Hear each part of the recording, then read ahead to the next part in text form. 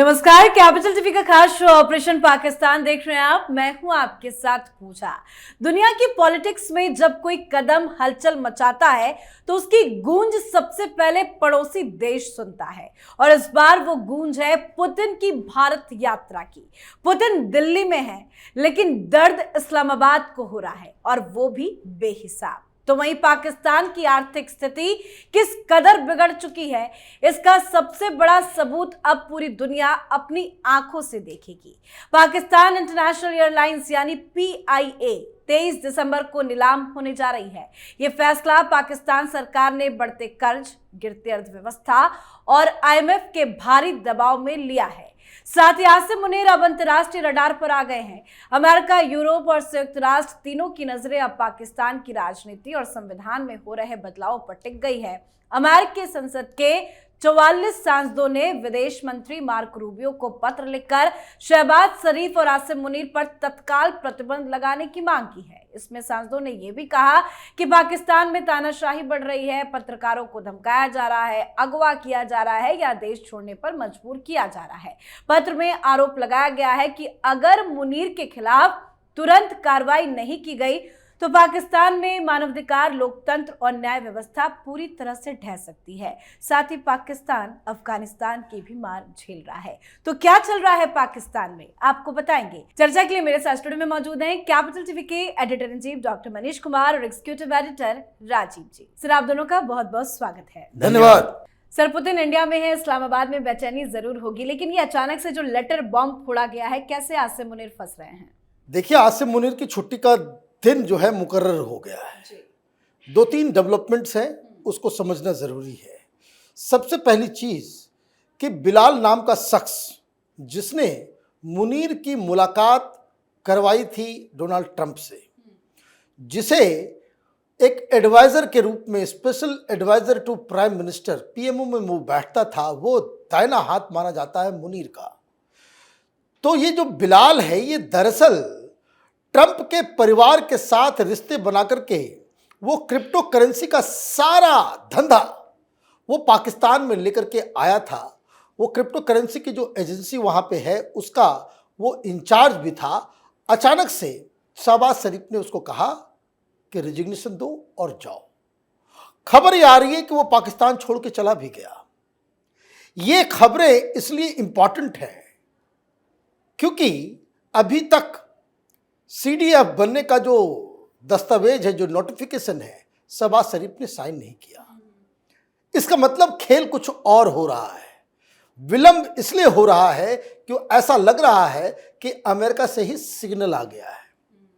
America में क्या हुआ, वहां 44 by partisan congressman and women, by partisan का मतलब ये कि उसमें रिपब्लिकन भी है जो डोनाल्ड ट्रंप की पार्टी है, और डेमोक्रेट्स भी हैं जो अपोजिशन में हैं। तो 44 सांसदों ने चिट्ठी लिखी और ये कहा कि इसके वीज़ा के ऊपर बैन लगाओ। दूसरी चीज़, उस लेटर में बड़ा ही मारक है और ये समझने वाली बात है कि सीज एसेट्स किसके, मुनीर के, वो कैलिफोर्निया में जो बना करके रखा हुआ है महल, उसको भी सीज करने की बात कही गई है। और ये सब लफड़ा तब शुरू हुआ जब संविधान में 27th अमेंडमेंट किया गया कि किस तरीके से सुप्रीम कोर्ट को जो है इंडिपेंडेंस ऑफ जुडिशरी खत्म कर दी गई है, वहां पर फ्रीडम ऑफ एक्सप्रेशन खत्म कर दिया गया है। ये सारी चीजें, और तो अमेरिका तो डेमोक्रेटिक कंट्री है ना, वहां ये कहा जा रहा है कि आपने अपने परिवार के, अपने दामाद के, अपने बेटे के इंटरेस्ट के लिए पाकिस्तान में क्रिप्टो का धंधा आपने शुरू करने के चक्कर में एक ऐसी सरकार के साथ आप खड़े हो गए हैं, ट्रंप साहब, कि जो डेमोक्रेसी को कुचल रहा है। तो ये सारी चीजें एक साथ हो रही है, तो इसका मतलब क्या है? और इधर सन्नाटा है, मुनीर बाहर नहीं आ रहा है, मुनीर के लोगों को बाहर का रास्ता दिखाया जा रहा है। तो मुनीर के दाहिने हाथ को शहबाज शरीफ, नवाज शरीफ के कहने पे ही आप उसको बाहर कर दे रहे हैं। इसका मतलब ये है शहबाज शरीफ और मुनीर के बीच सीधी जंग हो गई है, और ये धागा जो कंट्रोल जो है वो वाशिंगटन से हो रहा है। वाकई में, क्योंकि जिस तरह से विद्रोह लगातार हो रहा है और उस बीच में ये जो मार्क रूबियो को चिट्ठी लिखी गई है, वो तो कई तरह के सवाल है, क्योंकि चिट्ठी में साफ साफ बैन एक्शन की बात की गई है। क्या चिट्ठी का संज्ञान लिया जाएगा, उस पर विचार किया जाएगा? देखिए, इस पर सवाल तो कई उठ रहे हैं, जवाब एक ही है। ये मोदी की डिप्लोमेसी, ये बात चर्चा कर रहे थे बहुत समय से।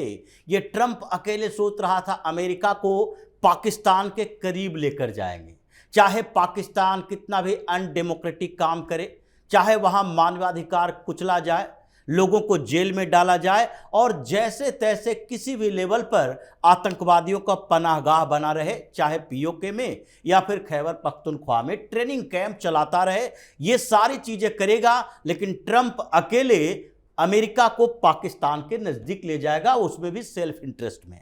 ये पाकिस्तान अमेरिका में लॉबिंग के लिए $10 मिलियन खर्च करता है पर साल। ये कंगाल पाकिस्तान, जिसको खाने के खर्च के लिए अपने सामान बेचने पड़ रहे हैं, कर्ज के आधार पर कर्ज ले लेकर एक देश की अर्थव्यवस्था चला रहा है, वो $10 मिलियन अगर अमेरिका में सिर्फ लॉबिंग पर 4 कंपनियों को टेंडर दे रखा है कि नहीं भाई, अमेरिका के सांसदों को हमारे साथ रखो, अमेरिका की सरकार को हमारे प्रति सिंपैथी पैदा करने के लायक रखो और राष्ट्रपति के इर्द गिर्द के चमचों को हमारे नजदीक रखो।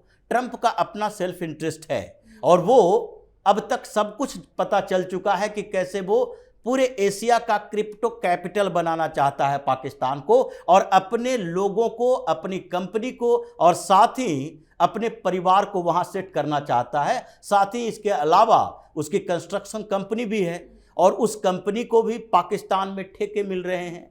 फिर ये वाइल्ड एक्सप्लोरेशन की बात, गैस निकालने की, ये सारी चर्चाएं, इसमें अमेरिका का कम ट्रंप का ज्यादा ही दिखाई पड़ रहा है। लेकिन इस बीच क्या हुआ था, पिछले 4 महीने से ये जो भारत चुपचाप बैठकर वेट एंड वॉच की नीति अपना रही थी, क्या अमेरिका में भारत की लॉबी खत्म हो चुकी थी? चर्चा नहीं हो रही थी। लेकिन भारत ने 4 महीने पहले एक और कंसल्टेंसी कंपनी के साथ समझौता किया था और वो पूर्व में अमेरिकी राष्ट्रपति के एनएसए रह चुके थे, यानी एडवाइजर रह चुके थे।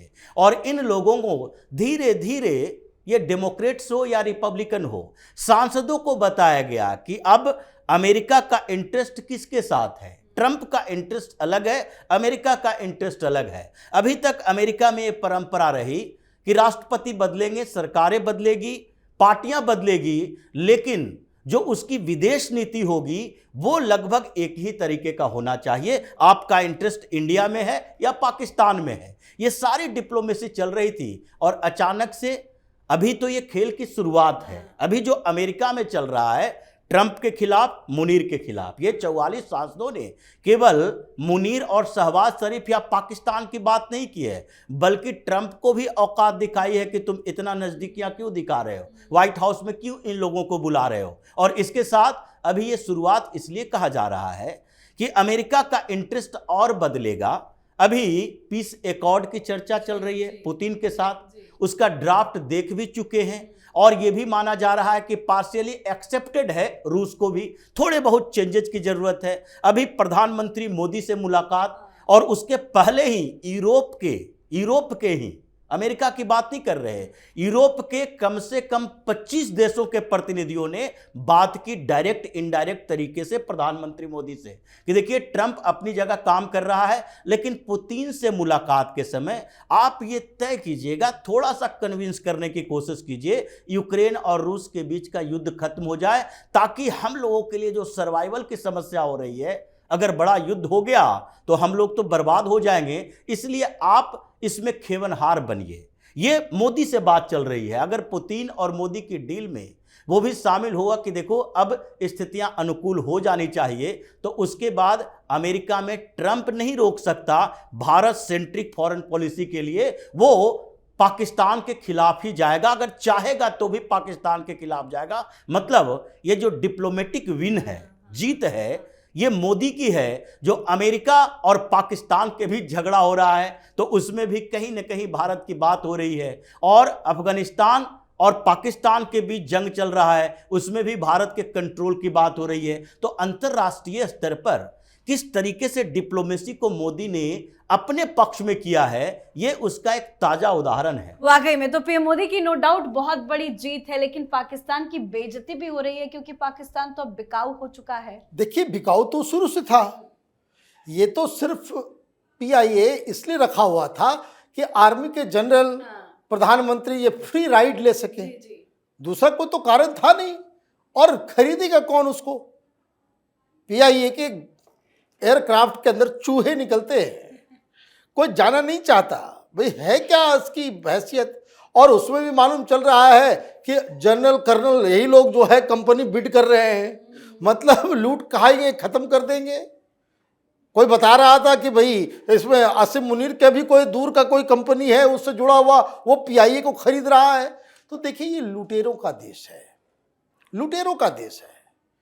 इनका जो डेफिसिट जो है वो आसमान छू रहा है। पैसे है नहीं, कोई कर्ज दे नहीं रहा। और मुसीबत ये है कि चारों तरफ से लोग घेर रहे हैं अब आर्मी को। पहले के सिचुएशन में और आज के सिचुएशन में सबसे बड़ा फर्क समझ लीजिए क्या है कि पहले भी पाकिस्तान इस तरह से डगमगाता था, लेकिन जब डगमगाता था तो लोग वहां की सरकार को, चाहे वो भुट्टो की सरकार हो, चाहे वो शरीफ की सरकार हो, लोग सरकार को गालियां देते थे। लेकिन आर्मी के प्रति एक रिस्पेक्ट हुआ करता था। आर्मी एज ए इंस्टीट्यूशन उसको कोई छेड़ता नहीं था, छूता नहीं था, अनटिल अनलेस। और अक्सर ये होता था कि वो लेजिटिमेसी आर्मी की इस तरह से बनी हुई थी कि यही बचाएगा। तो जब सरकार फेल हुआ करती थी, वहां सब कुछ बर्बाद हो जाता था, तो लोग स्वतः ही कहते थे कि भाई सरकार इनसे नहीं चलेगी, आर्मी रूल होना चाहिए। इसलिए जो जनरल वहां पे सत्ता पे काबिज होते थे, उनको एक लेजिटिमेसी मिली हुई होती थी। अभी क्या है, न घर के रहे हैं न घाट के रहे हैं। अभी आर्मी वालों की लेजिटिमेसी ही खत्म हो गई। और इसका भी प्रधानमंत्री मोदी को इसका क्रेडिट जाता है कि जब से हमने ये घुस के मारना शुरू किया कि भाई तुमने इधर किया, हम जाकर के घुस के मारे। कितना झूठ आप चलाओगे? अभी ऑपरेशन सिंदूर पे सारे झूठ तो आपने कह दिए कि हम जीत गए, हम जीत गए। लेकिन जो पाकिस्तानी वो तस्वीरें देखता है कि उसके 11 एयर बेसिस को जो है हिंदुस्तान ने तबाह बर्बाद कर दिया, जब वो देखता है कि भाई नूर खान एयर बेस के ऊपर भी हमने हमला कर दिया, तो ये सवाल उठता है कि भाई कहाँ है सबूत? आप झूठी झूठी कहानी बनाते हो, आप एक अफवाह के ऊपर, तो उसकी लेजिटिमेसी गई। दूसरा ये हुआ कि बीएलए वाले ने, चाहे वो टीटीपी वाले ने, जिस तरीके से खोज खोज के खदेड़ खदेड़ के वो पिटाई कर रहे हैं पाकिस्तानी आर्मी की, तो उससे भी उसकी लेजिटिमेसी गई। अब एक नई कहानी आ गई। आज अफगानिस्तान में सैकड़ों नए कमांडोज उनको रिक्रूट किया गया और वहां पे साफ साफ चेतावनी दी गई है। वहां का डिप्टी प्राइम मिनिस्टर वो साफ साफ, कोई आसिम बरादर नाम है, उसने साफ साफ कहा कि पाकिस्तान अगर हमारे सॉवरेंटी को चैलेंज करेगा, हमारे इस एयर स्पेस का उल्लंघन करेगा, तो फिर अब हम छोड़ेंगे नहीं। मतलब आप ये देखिए कि एक फ्रंट उधर भी खुल रहा है। अफगानिस्तान जिस तरीके से ताकतवर बनकर के ऊपर उठा है, उसके पीछे भी हिंदुस्तान है। जिस तरीके से सारी चीज़ें जो बंद करके वो अलग रूट से ईरान के जरिए हिंदुस्तान के साथ बिजनेस के नए ऑप्शंस तलाश रहा है, उसके पीछे भी हिंदुस्तान है। तो ये कहने का मतलब ये है कि पाकिस्तान ऐसा मुल्क बन गया है कि अब चारों तरफ से घेर के इसकी पिटाई हो रही है। और ये भी सवाल खड़े हो रहे हैं कि भारत और अफगानिस्तान के बीच में जो रिश्ते अच्छे हुए हैं, उससे पाकिस्तान के पेट में दर्द क्यों हो रहा है? एक चीज और आपसे समझेंगे, ये पीआईए बेचने की नौबत क्यों आई और क्या अब इसकी शुरुआत है? आने वाले दिनों में और बाकी चीजों का नंबर लगने वाला है कि आईएमएफ ने तो साफ कह दिया था, अगर बेचते नहीं हो, अगर लॉस में ऐसे ही चलता रहेगा तो अगली किस्त $1.8 बिलियन की जारी करना है।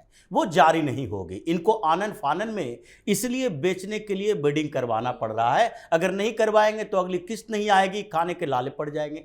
ये पैसा तो सिर्फ कर्ज लेकर ही अपनी इकोनॉमी को बचाए हुए है, क्योंकि वहां पर महंगाई जिस तरह से बढ़ रही है, बेरोजगारी बढ़ रही है, अब मल्टीनेशनल कारपोरेशंस जितने हैं, एमएनसीज, वो वहां से बोरिया बिस्तर बांध के जा रहे हैं। कोक की कंपनियां बंद हो रही है, फिर उसके बाद अमेरिका की कई कंपनियां ऐसी है, और मैकडी जैसे ये आउटलेट्स ने तो कई शहरों में अपना शट डाउन कर दिया है। उसके कारण भी बेरोजगारी बढ़ी है। तो अभी स्थिति इनके साथ ये है कि अगर वर्ल्ड बैंक का पैसा ना आए, आईएमएफ का पैसा ना आए, तो ऐसी स्थितियों में हमको अपने रेगुलर खर्च को भी चलाना मुश्किल हो जाएगा, और ये सेना का फंड कहां से आएगा।